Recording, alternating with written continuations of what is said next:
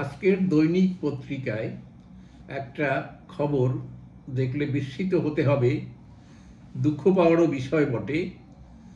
দেশের নেতারা সমগ্র ভারতবর্ষ জুড়ে, বিশেষ করে বিরোধী দলগুলোর নেতারা, কৃষকদের দুঃখে তারা অশ্রু ঝরায়।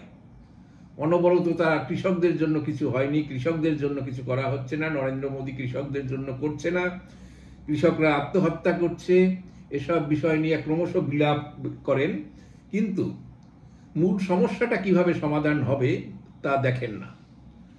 ভোটের রাজনীতির দেশে ওয়েলফেয়ার স্কিম হিসাবে কৃষকদের জন্য সরকার অনেকগুলো ব্যবস্থা নিয়েছে, আগের থেকেই চলছিল।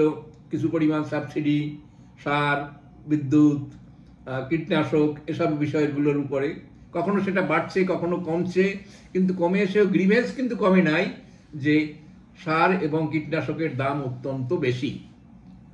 ফলে কৃষকরা সমস্যায় পড়েন, যার জন্য কেন্দ্রীয় সরকার কিছু কিছু স্কিম তৈরি করেছেন। যেমন কৃষকদের সরাসরি কিছু টাকা পয়সা দেওয়া, বছরে ৬,০০০ টাকা করে দেওয়ার কথা। তার জন্য একটা বড় স্কিম তৈরি করেছেন, কিষাণ সম্মান স্কিম, যেটা প্রধানমন্ত্রী কিষাণ সম্মান যোজনা। কিন্তু সেখানে যে পরিমাণ টাকা দেওয়া হচ্ছে, কৃষকরা উপকার হচ্ছে, সরাসরি বছরে ৬,০০০ টাকা বাড়তি পেলে তাদের কোনো না কোনো কাজে লাগে। এছাড়াও অন্য অন্য আরও অনেক স্কিম রয়েছে। তার মধ্যে একটা হচ্ছে পেনশন স্কিম, যে বৃদ্ধ বয়সে কৃষকরা যাতে পেনশন পেতে পারেন। 18 থেকে 40 বছর বয়স্ক কৃষকদের জন্য মাসে 50 থেকে 200 টাকার মতো কন্ট্রিবিউট করা হবে, বাকিটা সরকার খরচ করবেন। এবং কৃষক যখন কাজকর্ম করতে পারবেন না, একটা বয়সের পরে, 60 বছর বয়সের পরে, তাদেরকে প্রতি মাসে 3,000 টাকা করে পেনশন পাবেন। এখন এখানে কথা হলো, আজকে 2024, আজকে যদি 20 বছরের কেউ এই স্কিমের মধ্যে আসেন, তিনি 40 বছর পরে যখন পেনশনের জন্য যোগ্য হবেন, তখন 3,000 টাকায় কি মিলবে? এটা একটা বড় প্রশ্ন। হয়তোবা আশা করা যেতে পারে সেই সময়ের সাথে সাথে সেই অ্যামাউন্টের পরিমাণটাও বাড়বে, এইটাই আমরা ধরে নিতে পারি। এছাড়াও আছে ফসল বীমা যোজনা, যেখানে সরকার এ পর্যন্ত 1,50,590 কোটি টাকা খরচ করেছেন কৃষকদের ফসলের জন্য। সেখানে ইন্স্যুরেন্স করা হচ্ছে, কোনো কারণবশত ফসল নষ্ট হলে তার জন্য কৃষকরা তার জন্য কম্পেনসেশন পাবে।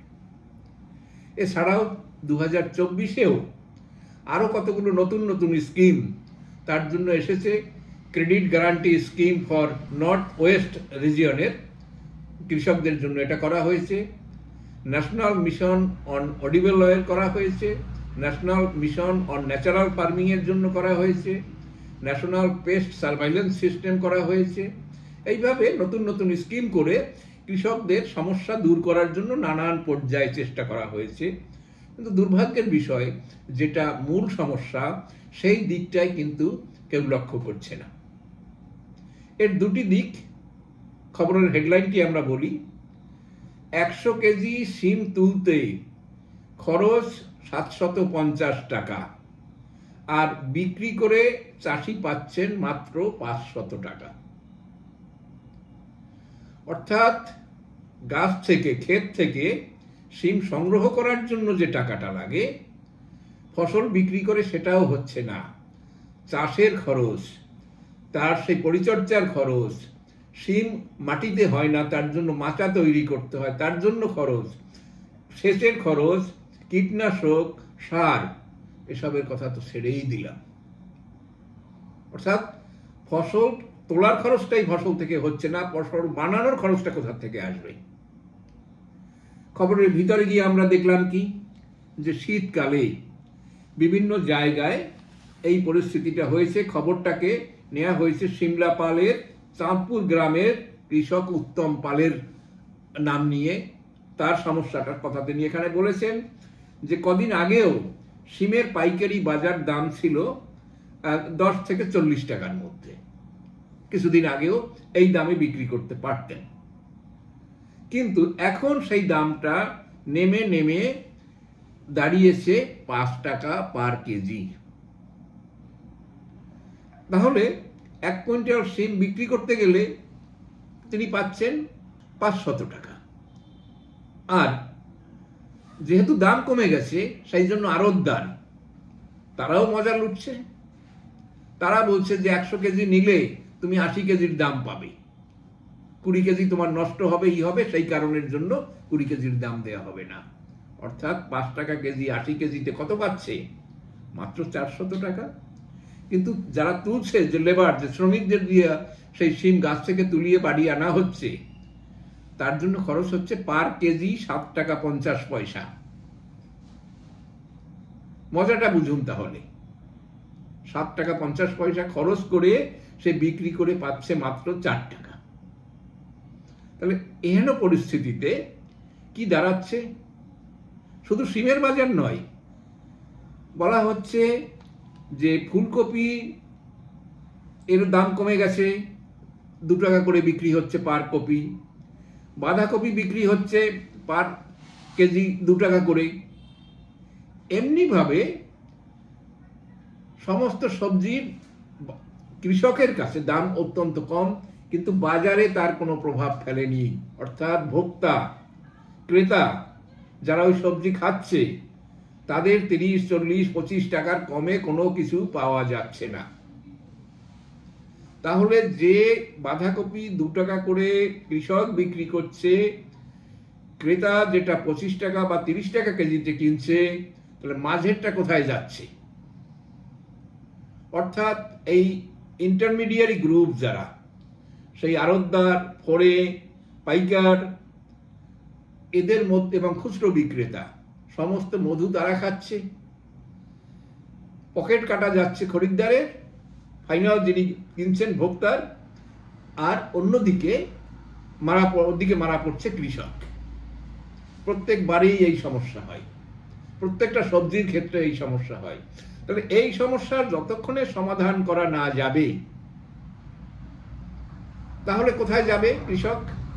কৃষককে বছরে 6,000 টাকা সাহায্য করে তার বীমা দেওয়া, ভবিষ্যতে বুড়ো হলে তাকে পেনশন দেওয়া, এসব থেকে কিছু হবে না।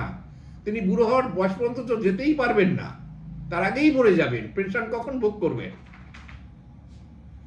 কাজেই যারা আমাদের দেশের অর্থনীতিবিদ, কৃষি অর্থনীতি নিয়ে যারা ভাবেন, যারা দেশে মন্ত্রী আছেন, ক্রেতা সুরক্ষা মন্ত্রী, উপভোক্তা বিষয়ক মন্ত্রী, মার্কেট দেখার জন্য মন্ত্রী প্রত্যেক রাজ্যে রয়েছে, কেন্দ্রীয় সরকারেরও সে বিষয়ক মন্ত্রী আদি আছে। কারণ তাদের কাজটা কি? তাদের কাজ হচ্ছে সঠিক উপায় নিরূপণ করা, যাতে ইন্টারমিডিয়ারি গ্রুপগুলো কমানো যেতে পারে। মাঠ থেকে বাজার পর্যন্ত সবজি আনার জন্য রাস্তাঘাটের ব্যবস্থা, পরিবহন ব্যবস্থার উন্নতি করা, এই চেইন তৈরি করা, সেইগুলো যতক্ষণে করা না হবে ততক্ষণ ক্যারিং কস্ট কমবে না। উপভোক্তা সরাসরি যিনি কৃষকের কাছ থেকে কিনতে পারে, বা মাঝে সেই ইন্টারমিডিয়ারি স্তরকে কমানো যেতে পারে।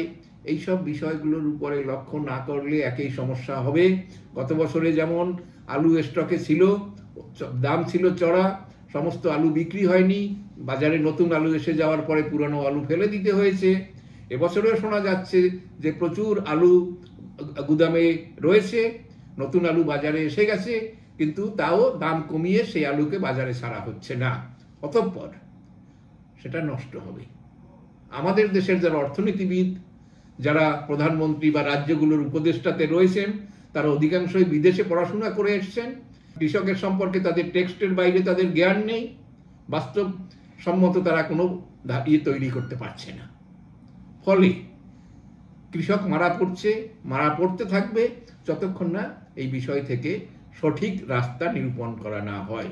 একটাই রাস্তা, কৃষক এবং ভোক্তা এ দুয়ের মধ্যে গ্যাপ কমিয়ে আনতে হবে।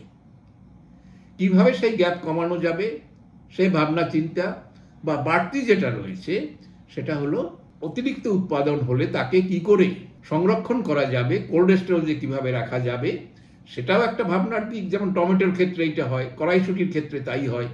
তাদেরকে সংরক্ষণ করে রাখার ব্যবস্থা নেই, যার জন্য আমরা প্রায় শুনি যে জাতীয় সড়কের উপরে 2 ট্রাক টমেটো ঢেলে দিয়ে কৃষক চলে গেছে, কারণ বাজারে সে 1 টাকা বা 2 টাকা দাম পাচ্ছিল, সেটা দিয়ে বিক্রি করে তার কিছু হবে না। সমস্ত সবজির ক্ষেত্রেই তাই হয়, বিভিন্ন সিজনে তাই হয়। অথচ সেটা যখন সিজন শেষ হওয়ার পরে ক্রেতাকে কিনতে হয়, তাকে 3 গুণ 4 গুণ 5 গুণ দাম দিয়ে কিনতে হয়।